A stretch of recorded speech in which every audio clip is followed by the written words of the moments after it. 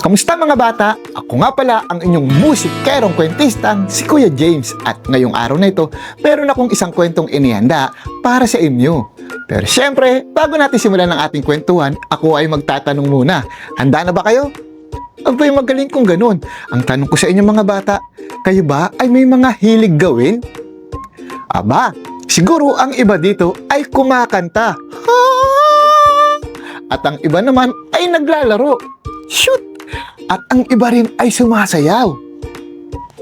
Pero isa pang tanong ni Kuya James, sa inyong bang mga hilig gawin ay papaano na lang kung isang araw kayo ay nakakaistorbo na sa ibang tao? Magiging masaya pa rin ba kayo?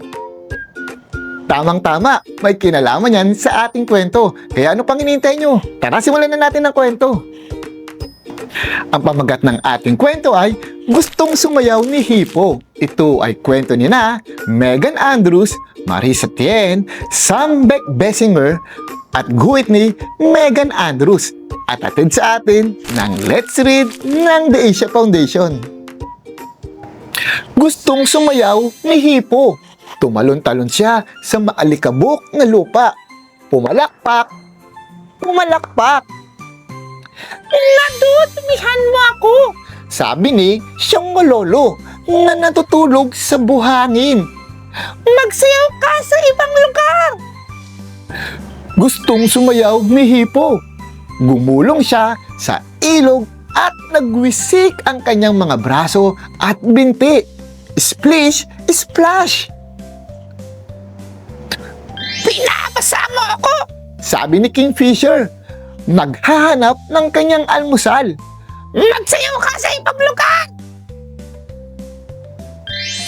Gustong sumayaw ni Hippo. Paikot-ikot siya sa isang patag. Itinataas ang kanyang mga paa. Sumush! Sumush! Mag-ingat ka! Muntik mo na akong sipain! Sabi ni Meerkat. Pinaliliguan ang kanyang mga sanggol. Magsayaw ka sa ibang lugar! Gustong sumayaw ni Hippo. Nahulog siya sa lusak at dumudula sa kanyang magandang tiyan. Squash! Squash!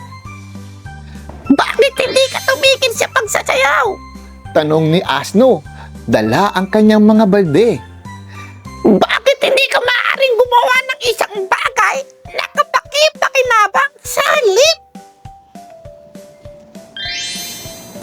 Malungkot si Hippo. Masyado siyang malungkot sumayaw. Nakaupo siya sa isang bato at umiiyak. Tumulo ang mga luha sa kanyang pisngi at bumagsak sa lupa. Plop! Plop! Narinig ni Tipaklong ang mga luha ni Hippo. Nagsisimula siyang sumayaw sa paligid ng kanyang mga paa. Hop! Hop! Si Hippo at Tipaklong ay nagsimulang sumayaw at ang iba pang mga hayop ay dumating upang tumingin. At diyan nagtatapos ang ating kwentuhan ngayong araw na ito. Muli ako ang inyong musikerong kwentistang si Kuya James na nagsasabing mga bata, lagi kayong magdadasal at magbabasa ng libro dahil sa National Library of the Philippines, mag-e-enjoy ka dito. O paano, hanggang sa muling kwentuhan, paalam!